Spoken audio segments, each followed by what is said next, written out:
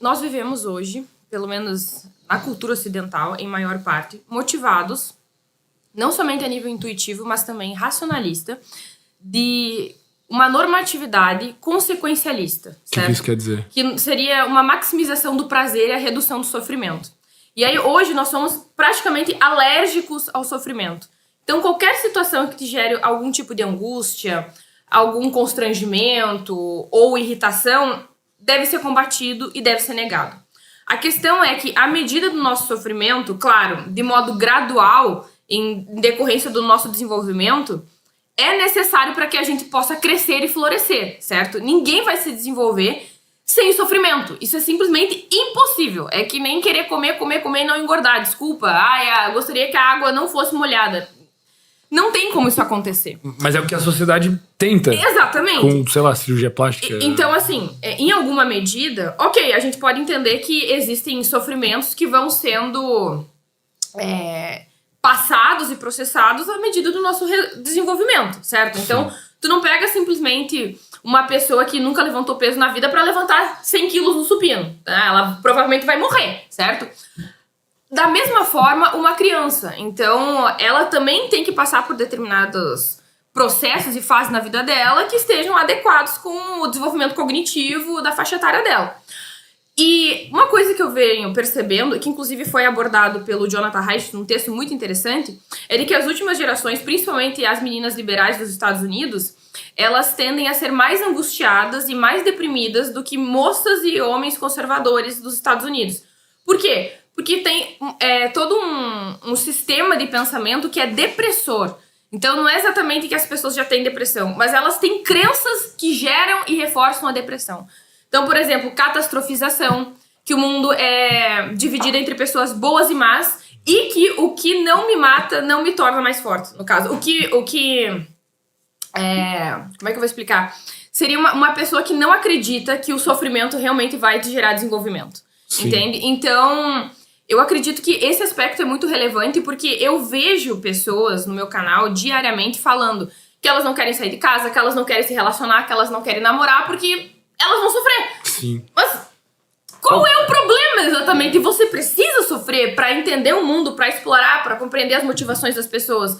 Essas experiências são necessárias, intrínsecas à riqueza e ao valor profundo da existência humana. Você não pode querer ultrapassar determinadas situações e processos para chegar lá em cima e conquistar absolutamente tudo aquilo que você quer. Você precisa sofrer em alguma medida. A questão é que eu acho que tem muito a ver com o teu posicionamento acerca do significado, é o seguinte: poucas coisas são tão prazerosas e gratificantes, eu diria que gratificantes, como sofrer com propósito. Isso faz muita diferença. Então, uma coisa é tu estar ali sofrendo em uma vida banal, medíocre, por trivialidades, por qualquer motivo que seja, porque você não tem propósito nenhum. Uhum. Outra coisa é você estar sofrendo porque você tem um objetivo de longo prazo, e esse objetivo de longo prazo é sustentado por valores perenes, muito valiosos e compartilhados e legitimados pela comunidade que você vive. Uhum. Então faz sentido você sofrer por isso, porque tem valor esse sofrimento.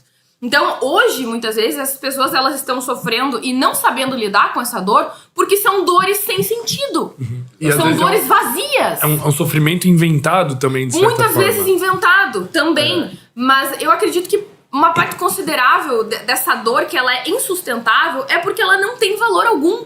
As pessoas elas enxergam essa dor, na verdade, como um desperdício, como algo que está sendo drenado delas. Perfeito. Esse conceito é exatamente o que eu ia explicar agora. Olha que interessante. A gente sabe desde muito tempo de que o que traz angústia para nossa vida é uma dor sem propósito, sem significado, certo? Nietzsche já falava isso. E a gente se encanta e a gente fica maravilhado quando nós vemos histórias de pessoas que superaram situações difíceis. Por que a gente fica encantado com isso? Porque a história da evolução humana é isso. É superar dificuldades. Você imagina como é que a gente era quando a gente não tinha ferramenta, quando tinha que lidar com frio, com fome, com perigo, com feras, né, com tribos inimigas. A solução de problemas por meio da absorção de responsabilidade é o que traz sentido para nossa vida. Então, em todas as culturas que a gente tem registro, né, os melhores caçadores, Os sacerdotes que ajudavam a organizar a vida social e cultural da tribo. Essas pessoas eram muito valorizadas. E a gente tem isso gravado no nosso ser, no nosso corpo. Então tem correntes filosóficas, né, e até mesmo abordagens psicológicas hoje que ignoram o valor dessa experiência gravada em nós. Como se a realidade começasse no momento que você nasce e fosse fruto somente das experiências que você tem depois que você nasceu. Isso é uma ideia perigosíssima. Porque se é essa a verdade, se você nasceu num lar, por exemplo, com tudo conquistado, né, a facilidade que a gente tem para ter hoje acesso a bens materiais, né, a segurança, né, não tem a chance de entrar uma onça aqui agora nessa sala e nos atacar. Então o que acontece? A parte mais perigosa, a parte mais crua da vida já está conquistada.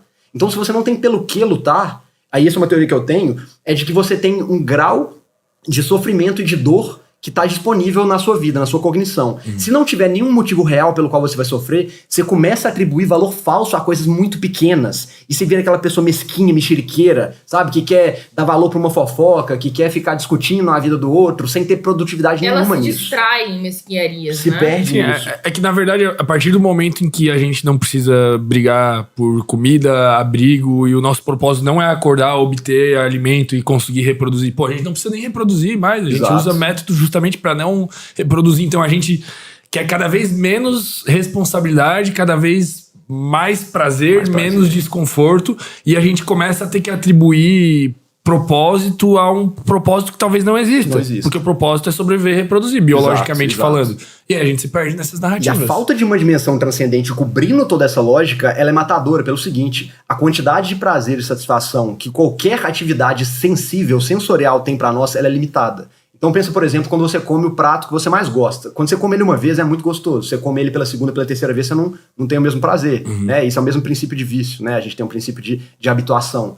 Então a gente não pode obter cada vez mais prazer por meio do acesso e do consumo de coisas materiais. Isso tem que vir de um grau mais abstrato da realidade. Né? Ontem teve a semifinal da Champions League, um jogaço, você vê os jogadores dando sangue, dando a alma ali no campo, todo mundo morrendo, sem fôlego, e aí por um detalhe, por um gol, por um lance, às vezes por um ângulo assim, de um grau de chute, o cara consegue fazer um gol e um time sai coroado e outro time sai derrotado. Isso não é maravilhoso? Não é maravilhoso? E por que isso leva dezenas de milhares de pessoas a um estádio, vez após outra, no esporte, né? Talvez um dos esportes mais rentáveis do mundo? Por que isso se torna o objeto do nosso papo, da nossa conversa? Porque a gente vê algo de muito valor. Ali a consolidação de um trabalho de décadas, feito por pessoas dedicadas, né? Uns mais, outros menos, mas com muito talento, dando o seu melhor, entregando o seu melhor ali. Isso nos encanta, isso gera reverência em nós, isso nos empolga, a gente fica engajado naquilo. Agora, se você sai num ambiente desse, chega em casa e não tem nenhum desafio pra lutar, não tem nenhuma luta pra lutar, você começa a ficar sem propósito, você fica perdido em coisas pequenas, angustiadas. Inclusive, eu tive um momento desses na minha vida, porque assim, eu já comentei isso com o Marcos em outros momentos, eu nasci com um senso de propósito muito forte, assim. E que não dependia da religião, da minha crença em Deus, porque eu fui evangélica a maior parte da minha vida. Eu comecei a frequentar dos 6, 7 anos de idade, eu fui até uns 20. E aí eu ia na igreja no domingo, na terça, na quarta, na quinta e no sábado. E assim foi durante vários anos. E depois me tornei ateia. E geralmente, né, a gente escuta que ateus são mais infelizes e que não tem propósito, tem algum tipo de crise existencial. Eu não passei por isso. Eu não vivi aquele momento em que, nossa, é agora, a vida não tem sentido, eu não tenho propósito, etc. Porém, eu vivi esse estado, embora ainda estivesse angustiada. Mas a minha angústia não era oriunda de eu não ter propósito, mas de ter um propósito e não cumpri-lo. Isso era muito relevante na minha cabeça. Então foi um período que eu fiquei estagnada, imanente, voltada pra mim mesma, sem me desenvolver. E aí, com o tempo, eu descobri como fazer, onde fazer, com quem, sabe? Tu vai tentando aos poucos. Só que nesse processo você erra bastante também. E eu acredito que isso, assim, indiscutivelmente vai gerar, vai agregar valor na sua história, na sua jornada do herói. Porque uma pessoa que vence... Não tem graça, é o super-homem. Não tem graça, é o Superman, é um jogo roubado, é uma trapaça, você é um aristocrata, a vida é feita pra você desde sempre. Parte desse valor, ele vem justamente de certas dificuldades que foram vencidas, de derrotas, de vergonhas, constrangimentos, de tragédias que você passa na sua vida, e você se mantém tenaz, resiliente, corajoso, digno e determinado. Eu vou passar por tudo isso. E parte dessa força de se manter nessa jornada depende desse propósito que tu tem lá em cima, lá na frente. Pensando que, independentemente do que aconteça, você vai passar por essas coisas que, inclusive, à medida do seu cotidiano, tu pensa, cara, isso é mesquinharia, isso é muito pouco considerando o valor daquilo que eu ainda pretendo alcançar. E eu acredito que aí isso explica, em alguma medida, aquele fenômeno dos cristãos da igreja primitiva que eram torturados, que morriam pela própria fé, ou se não até mesmo vítimas de ditadura militar, etc. São pessoas que estão muito convictas, que têm um senso de propósito, de lugar no mundo, de querer servir, fazer alguma coisa realmente grandiosa, que justifica todo o sofrimento físico dessas pessoas. Porque a mente delas é resoluta e inalcançável. Fala a verdade. Tu tá procrastinando, né? Não consegue se concentrar, terminar as suas tarefas.